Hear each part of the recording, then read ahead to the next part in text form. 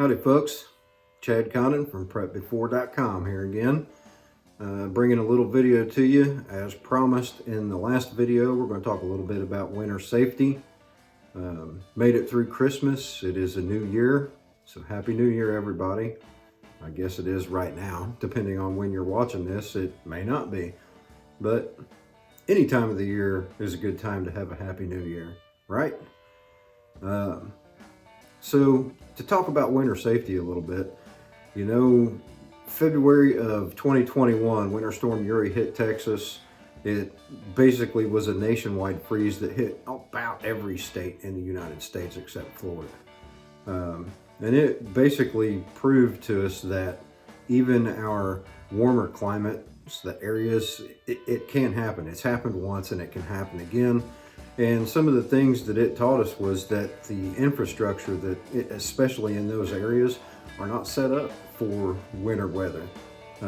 Some people, you know, in the northern states, Minnesota, Montana, places like that, they are more prepared. They have snow removal equipment.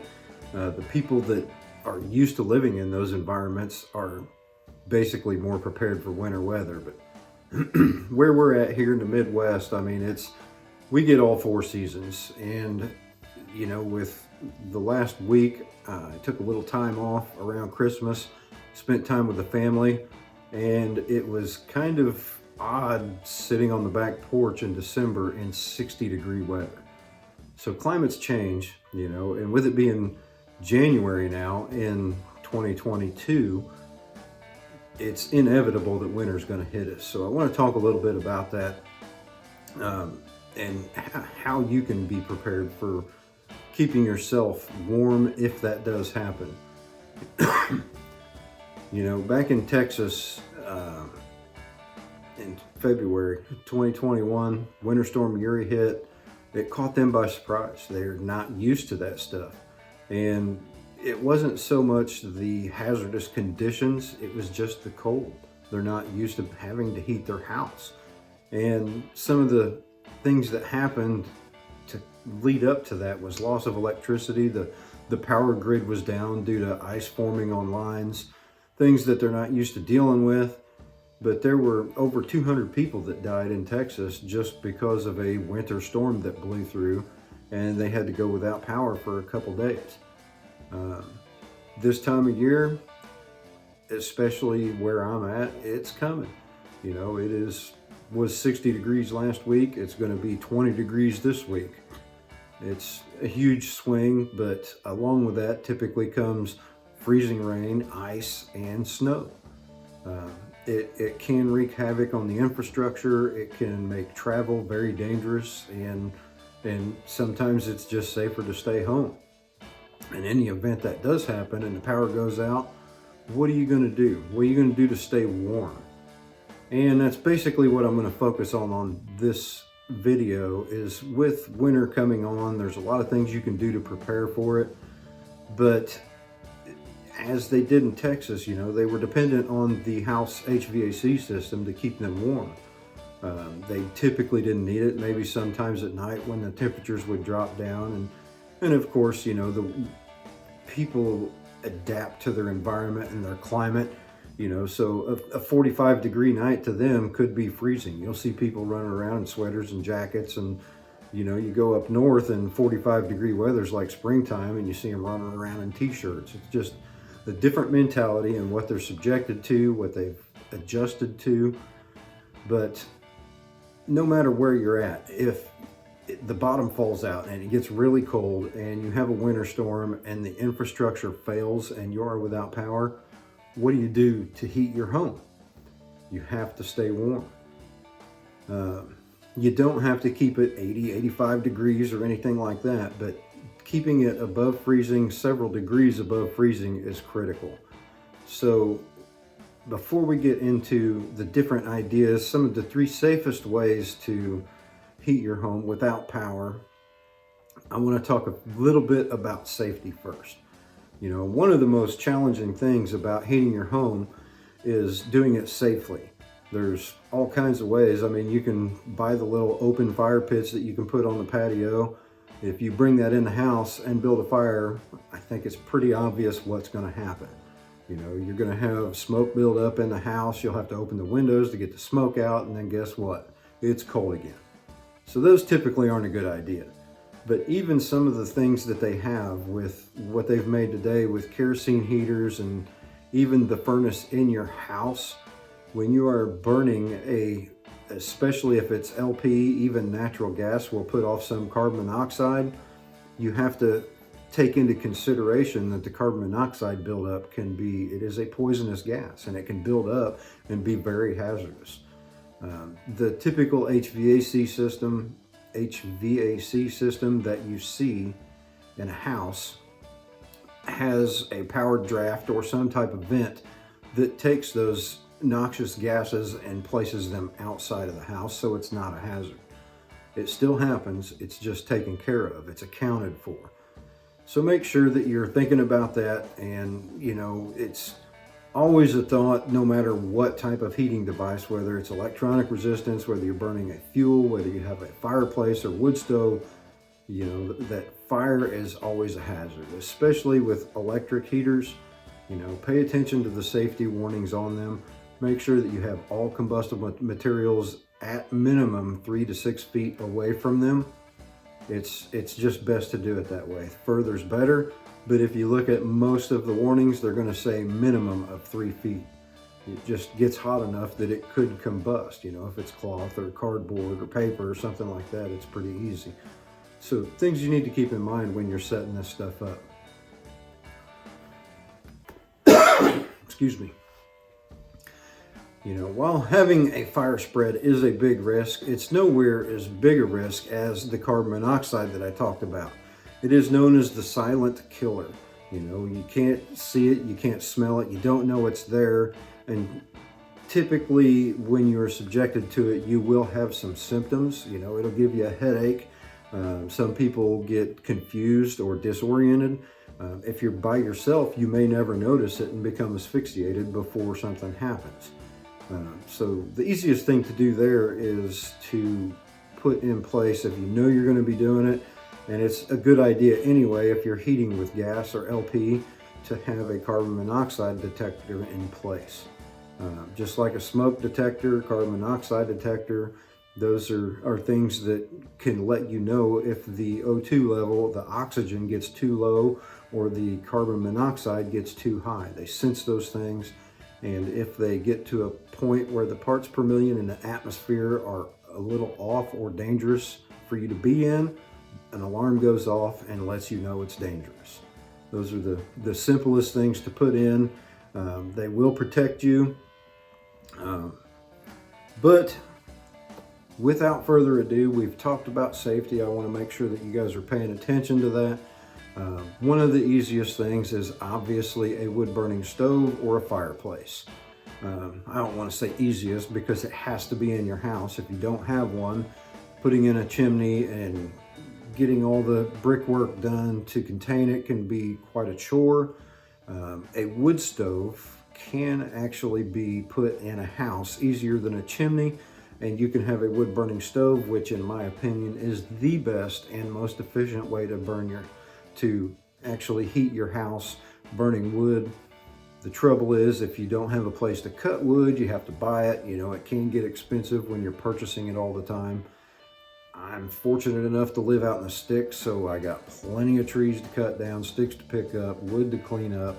So it's one of the most efficient ways to do it. And we use a fireplace pretty regularly. We have one in the living room, and they're not quite as efficient as a wood burning stove because you can't damper it down, you can't control the flame. It's just you start a fire and that's what you get. You try to manage it and you have a lot of heat loss that goes out the chimney, but you can definitely tell the difference, especially in the living room and the dining room, where the heat radiates into it and it cuts a little load off of the furnace. So fireplace and a wood stove is obviously going to be my first go-to thing. Installing a wood stove in your house, if you do not have something existing, is possible. There's things that you need to think about to be able to run the flue. I mean, you have to have the base down to where it can handle the heat. It's protected. That way it's not sitting on a wood floor straight on it, because it will get hot enough for the wood floor where it can't take it. You do have to consider something non-combustible under it in case you drop ashes or sparks come out when you open the door. There's things like that, but you want to have a pretty good sized fireproof non-combustible area where you're going to place it, and then running the flue outside of the house. That way all your smoke and everything else that is controlled and contained ran through the wall and outside the house. And there's certain things you need to know about doing that. And if you would like to know more about that, you can go to prepbefore.com. If you go to that prepping and survival skills, look up the post safest ways to heat your home in an emergency. And in that article, you will find links to where you can actually purchase some of these items that I'll be talking about. And you can actually read an article that I've linked to there that has all the information you need to know about running a flue in an existing home and getting the smoke outside, doing it safely. There's a lot involved to it, too much for me to go through on this video, so I'm going to kind of skip over that and direct you to the article that I have written, that I've linked to all that information. But you basically can heat your entire house with a wood stove. I've done it before, did it growing up. I actually lived in a primitive antique house that didn't even have a furnace for a while. You know, you'd wake up to some cold mornings, but you can't actually heat an entire house with a wood stove. I did go through some wood. They make nice ones now that run on wood pellets. The only issue I have for those is they're typically auger fed. They keep warm, they last longer, you can damper it down, control your heat. But in an emergency situation, if you're out of pellets, you're out of heat. That's one of the biggest issues. You got to rely on the supply chain. But the next one that I would recommend for emergency heating is what they call a catalytic heater. That's basically something that runs on propane. You've probably seen the small propane tanks for camping equipment, stoves, stuff like that. You can put those in. And these are good options for short term. I wouldn't recommend planning on heating an entire house, but you could barricade or block off a room and put this heater in and keep yourself warm in an emergency situation. Very easy with very little fuel. They're very efficient and they're safe because the catalytic heater, they don't require electricity. You know, all it is a little radiant heater, and they don't actually burn the propane. It's actually done through a catalyst reaction. The gas runs through and creates heat through a chemical reaction, breaking down the molecules of the propane. And because of this, they do not produce carbon monoxide. They're not actually burning the hydrocarbons. Therefore, you don't get the carbon monoxide buildup, and they are very safe. They can also be used inside recreational vehicles, things like that. If you would like to check those out, again, go to prepbefore.com/safest ways to heat your home in emergency. That's number 2. Number 3, which is probably my least recommended, but it is one of the safer, and you can actually stockpile a lot of kerosene for a kerosene heater. This is also another type of fuel which relies on a supply chain. You know, you have to depend on being able to get kerosene or have enough stockpiled, but you can see all kinds of kerosene heaters at the hardware store. You can get different sizes, different BTUs. How much they use depends on how much heat you want. They make them from very small to very large. I've seen them commercial sized to where you can heat an entire building with kerosene heaters. But the thing is, it is burning that fuel. So with any time you're burning fuel and you are releasing those molecules, you are creating carbon monoxide, which is a poisonous gas. We talked about that, having the monitors.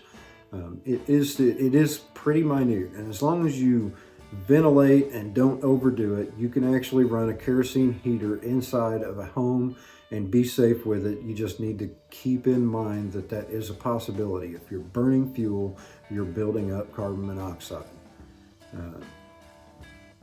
The fuel it's messy, it stinks, you can't get it on your carpet, it's different stuff like that that you have to worry about.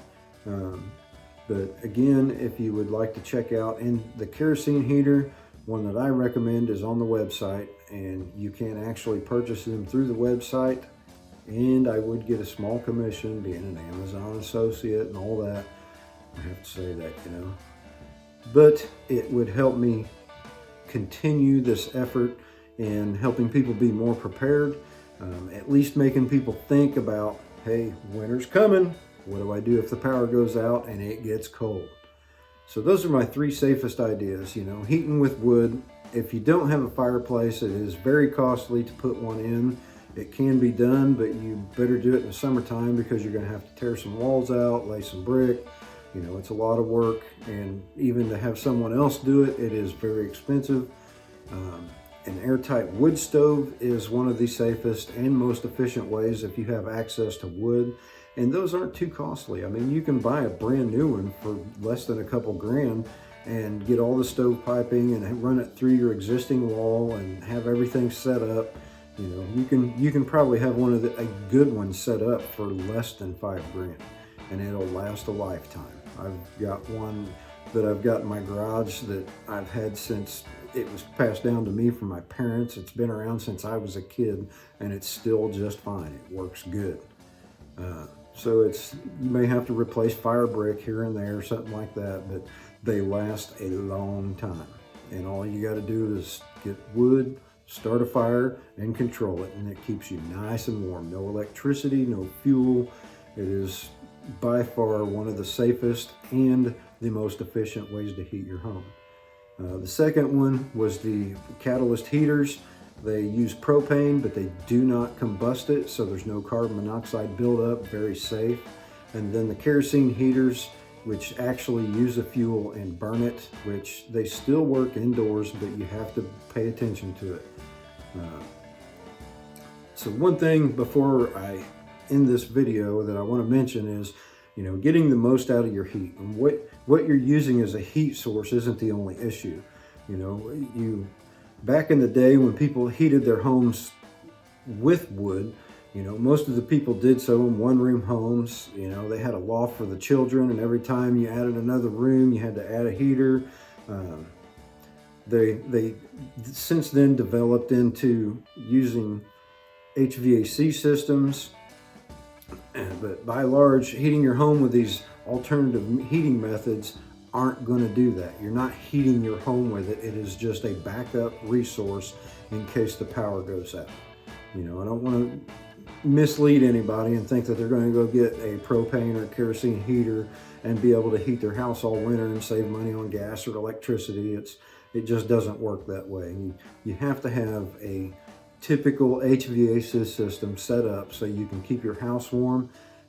But for backup and emergencies when you lose power, just like they did in Texas back in February 2021, a lot of deaths became from people freezing to death because they had no backup. The power went out, they had no backup, and within a couple days your house is at ambient temperature, and when that is below 32 degrees, it's not good. Your water freezes up, you don't have any water to use the restroom or wash dishes. It's very complicated. So using it as temporary, in the event this happens, don't try to heat the whole house.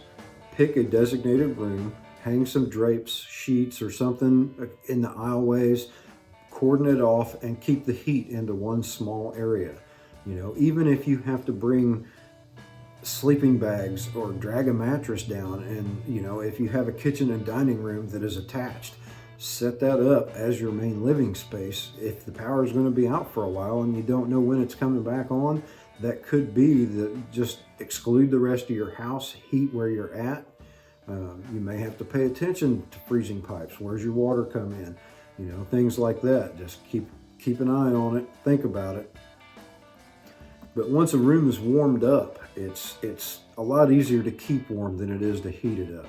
and just normal activity, moving around is going to help with that. You can heat up, if you have a place outside where you can build a fire, you can heat stones up and bring the stones in. Just make sure they're non-porous, like concrete and stuff like that will pop and break apart. It's got to be a non-porous, kind of like a soapstone. That's the way the old settlers did. When they'd stop in their chuck wagon and they'd build a fire to cook supper or whatever, or breakfast, and get ready to move on, they would heat stones up, what they called soapstones, and put them under the bench as they went, and then put a blanket over their legs just to keep their legs warm. Doesn't last forever, and there's no heat source to it. It's just retaining the heat and letting it off until it's cold. Once it's cold, until you heat it up again.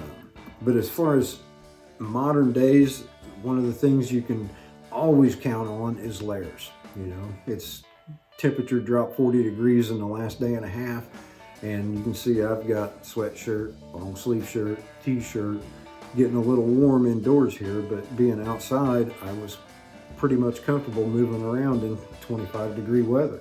You know, I didn't have to have a big old coat or anything like that because I had layers on, but I had a coat with me just in case.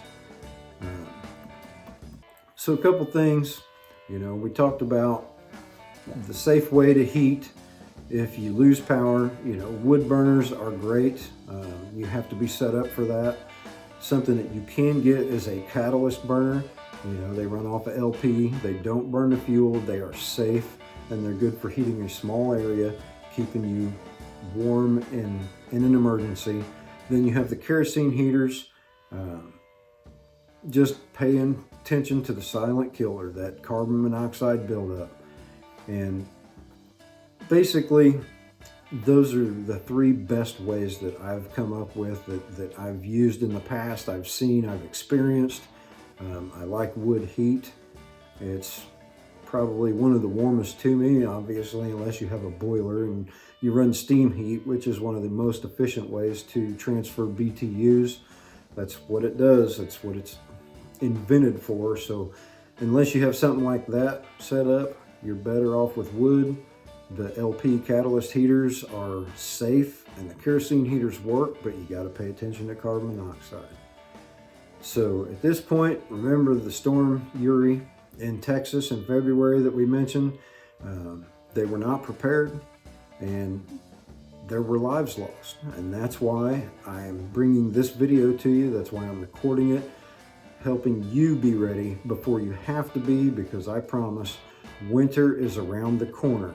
Unless you are in Florida, you know, Louisiana, some of the lower southern states, it's probably not going to happen. But ask the people in Texas, it does, and it can. So with all that said, I hope you think about winter coming and what you would do if the power goes out, how you're going to heat your home. It can be devastating if you haven't thought about it. As always, you can hit the like button on the YouTube channel. I will leave a description in the bottom of this video. There's a place where you can read the description. I'll have links to some of the things that I've mentioned. And if you like this, please subscribe. I will be making more videos and talking about more tips on how you can be ready before you have to be. Thanks for tuning in. This is Chad with PrepBefore.com, and I'm out.